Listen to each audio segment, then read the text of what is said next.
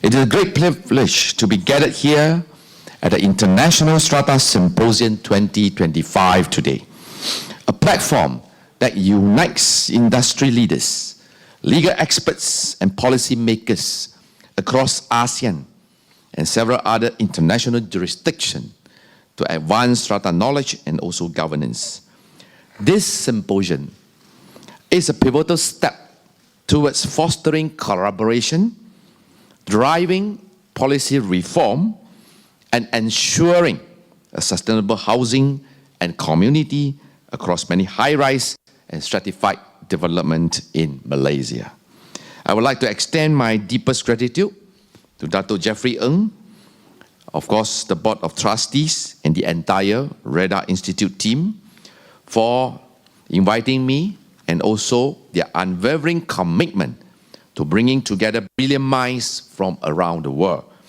Your noble efforts in nurturing human and intellectual capital have been instrumental in shaping Malaysia's real estate sector. There's a reason why, in appreciation to REDA Institute's contribution, for the first time in history, Madani government give a 30,000 allocation to REDA Institute. So we are stronger together. Ladies and gentlemen, the long-standing issue of abundant housing has caused severe hardship to thousands of home buyers in Malaysia and sometimes even destabilize the property market. Many families continue paying for homes they can never live in while struggling with rental costs. In fact, the impact extends beyond individual households. Abandoned projects actually leads to deteriorating neighborhoods, reduced property value, and also increased safety concerns affecting the entire communities. Knowing the urgency of the matter, the Madani government, through the Ministry of Housing and Local Government, KPKT, we have established a special task force on the sick and abandoned private housing project since I took office. I'm pleased to announce that as at 28th of February this year, we managed to revive 1,016 sick housing projects worth 98.96 billion, saving 122,083 housing units since the establishment of the special task force. However, definitely more needs to be done. Just yesterday, we announced that 109 unscrupulous developers has been blacklisted for non-compliance as part of our ongoing effort to safeguard the interests of home buyers and elevating the professional image of housing developers. Not only by blacklisting them, we have issued 9.05 million compound. And this round, not only that we will blacklist the company, we will also blacklist the director of the companies. Therefore, you can have 10 companies with many subsidiaries, all will be blacklisted. And you will never be allowed to apply for new housing developer license unless you pay the compound and comply with all the terms and conditions in the license. Ladies and gentlemen, of course, REDA Institute wants us to charge the unscrupulous developers in court. If by doing so, many of you sitting here and your friends may want to run away from me and don't want to be my friends anymore. However, we know that rule of law is part of our Rukun Negara. In order to make sure that Malaysia transform and become a developed country, especially this year, we are the chairman of ASEAN, and leadership is by example. We have a very robust, healthy property market, judging from the last year's property transaction.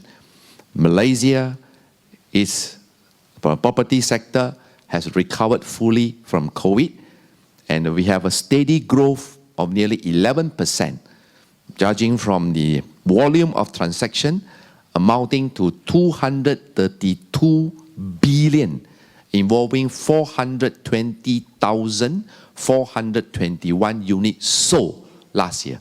This is the best performance in the past 1 decade. And knowing that President Trump is doing, we are considering to do a massive home ownership campaign as a stimulus package to stimulate our economic growth in conjunction with the first ever ASEAN Properties Conference, working together with REDA in July this year. So ladies and gentlemen, at the same time, we are also mounting stiffer penalties, apart from what I have said just now.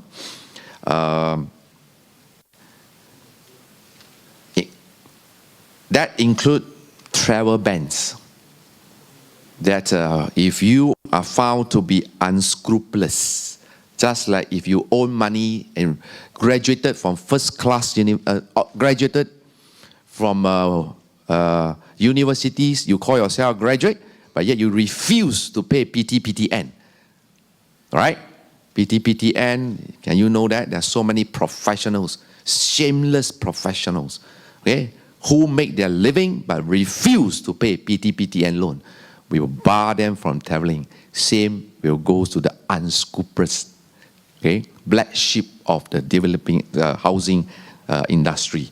So, ladies and gentlemen, of course, I know sometimes you want to go Umrah ke, Haji ke, but pilgrimage, go back to wherever you want to go. So make sure that you are not one of those unscrupulous ones.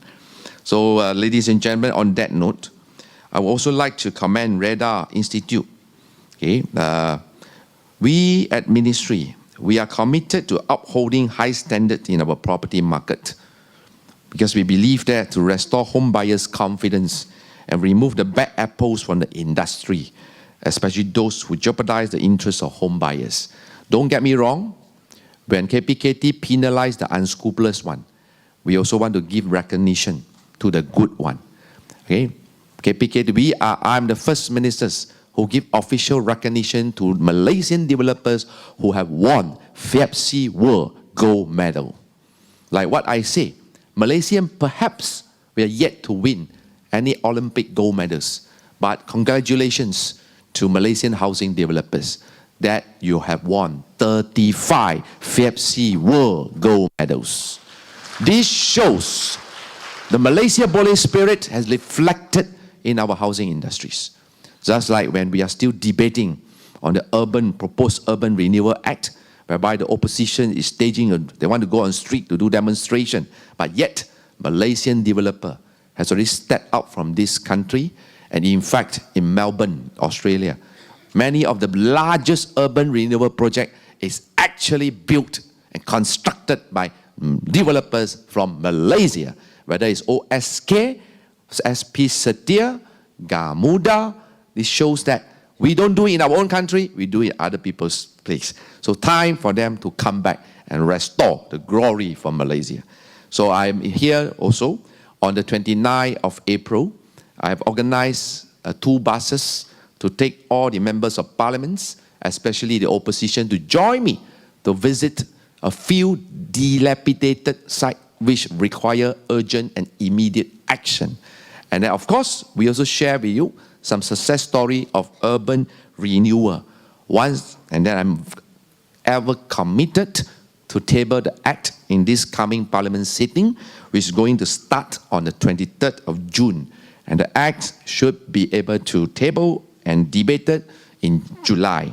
So let's work together. So on that note, here, I would like to commend REDA Institute for your unwavering dedication to addressing this pressing issue through rigorous research, multi-stakeholder engagement, and this latest publication on abandoned housing, Challenges, Insights and Solutions report. This report, to be launched today, it shed lights on critical issues, including mismatch between housing supply and demand, financial difficulties affecting both developers and home buyers, as well as the effectiveness of existing regulation in ensuring project completion.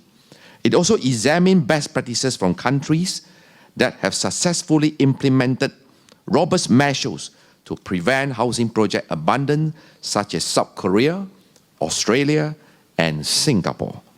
As I always emphasize, this government is by the people and for the people. We will incorporate the valuable insights from the report as part of our ongoing effort to achieve zero abandoned housing projects by 2030. Ladies and gentlemen, strata property stakeholders, including home buyers, developers, and management bodies, it often face numerous challenges, ranging from rising maintenance costs, failure to pay maintenance costs, and inadequate sinking fund, to dispute over the common properties and various governance issues. Currently, there are only 594 firms licensed to practice property management, serving 26,334 strata schemes, or 2.91 million unique strata units in Malaysia. In other words, if it's spread equally, each firm is responsible to manage 44 strata schemes, or approximately 5,000 strata units. This highlights a serious problem. There are insufficient licensed firms to properly serve all the strata schemes, leading to poor service quality for joint management bodies, JMB, or management committees, MC, as well as the proliferation of unlicensed property managers across the country. As a result, many property owners and tenants, especially in strata schemes, face hardship due to declines in their property asset value, resulting from poor and inadequate management of their buildings by unqualified, poorly trained, and some perhaps dishonest property managers. I would like to take this opportunity to reaffirm the government's commitment to safeguarding home buyers' interests. In recent months, I have started to engage several associations, stakeholders, and interest groups to study a new comprehensive act that will focus solely on regulating property and building management under the Housing and Local Government Ministry. Currently, property management are regulated alongside valuers, appraisals, and estate agents under Act 242.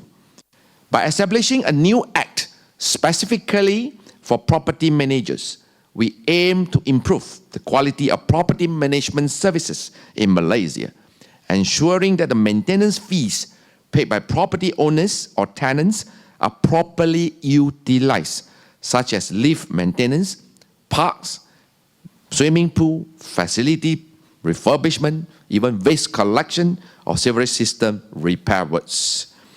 Ladies and gentlemen, with rapidly growing urban population, aging infrastructure, and increasing land scarcity, Malaysia faces the urgent need to rejuvenate old, dilapidated, or underutilized properties in the cities. We must avoid the scenario of two cities as stated by Charles Dickens, where one part of the city thrives and only exclusive for the rich and powerful. Another part of the city is for the poor and the less privileged. So, at the Ministry of Housing and Local Government, we are aiming to table the Urban Renewal Act, or in Bahasa is Akta Pembaharuan Semula Bandar, Akta PSB. The bill consists of 4 key elements, which is urban redevelopment, urban regeneration, urban revitalization, and of course, last but not the least, urban reconservation. To start the ball rolling, the government has approved 700 million to Khazanah to do urban conservation for the 7 iconic landmark buildings in our country, namely Bangunan Sultan Abdul Samad, Kah Kosa, Sri Negara, the Old Textile Museum, Pejabat Pos Besar Lama Kuala Lumpur, and the rest. So all this urban conservation project is undergoing now and should be completed in conjunction with Visit Malaysia Year 2026. That will definitely add more value, make KL one of the most livable and attractive cities. And do not look down on our own. Kuala Lumpur is now the 10th most popular city in the world, according to MasterCard. In terms of the numbers of international tourist arrival, 2023, we actually ranked number 6. 2024, we ranked top 10, numbers 10. So in terms of numbers of visitors, it's about 18.9 million people have visited KL, and our ranking is above New York, Berlin, Beijing, and even Shanghai. So therefore, don't look down on KL. Kuala Lumpur, Malaysia boleh. So our almost priority now is ensure a structured and inclusive approach to development. In line with our principle, leave no one and no place behind. Dalam bahasa, tiada yang tertinggal, tiada yang terpinggir. So I would like to share the case study of a single mother from Kampung Kerinci, which her name is Mak Ani. Mak Ani is a mother of 6 children. She worked as a low-paying job as a general assistant. When her husband passed away in 1990s, she used the compensation money she received to purchase 2 PKNS units in Kampung Kerinci. Each unit, at that time, it was about 600 square feet, cost her approximately 40,000. 40,000. In 2015, she was offered 2 new replacement units as part of the urban renewal initiative, each with 882 square feet. Today, the property is fully completed. Okay? The market value of each unit is estimated to be 10 times higher compared to her original price. Now it's about 450,000. She got 2 units. She's now nearly a millionaire. Formerly, she was a B40. So the redevelopment project allowed her to rent out her unit at a more competitive rates, providing her with better quality of life and additional financial resources to support her loving family. So we want to replicate this success story with the introduction of the Urban Renewal Act. In KL alone, DBKL have identified 139 urban renewal sites. And the Plan Malaysia, throughout the whole country, we have identified 534 areas which is suitable for urban redevelopment, which can generate 355.3 billion GDP. Through the Urban Renewal Act, we seek to streamline the urban renewal process, ensuring the protection of property owners' rights while revitalizing the local economy in dilapidated urban areas. Contrary to what the opposition has tried to mislead the public, the acts clearly protect the homeowners' right. They will receive what is not less favorable than what they have now. And they will be given adequate compensation according to an independent valuation. Therefore, the so-called allegation that some of my young junior friends, his name's called Syed Sadid, he described Akta Pembaruan Bandar sebagai Akta Rampas Rumah, which is totally, with due respect, bullshit. So, ladies and gentlemen, given the complexity and potential impact of this reform, it would be highly beneficial for Malaysians to learn from the experiences of successful jurisdiction, particularly in developed cities. Hong Kong, Reda Institute has studied the model of Hong Kong, Singapore, Australia this year, right? Understanding the nuances of en bloc redevelopment, including fair compensation. I have to emphasize fair compensation, effective negotiations with developers and collective decision-making by property owners. It can provide valuable insights, and as Malaysia explore similar path.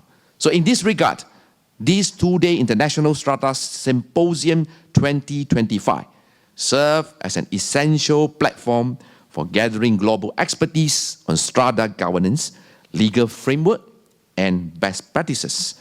So thank you, Reda, once again for your dedication in providing this invaluable intellectual platform. So ladies and gentlemen, we have now embarked on a journey to global leadership in sustainable urban development.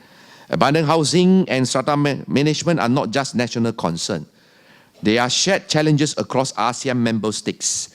As Malaysia assumed the ASEAN chairmanship this year, we are committed to leveraging policy expertise, industry insights, and cross-border engagement to shape a unified ASEAN approach to housing development.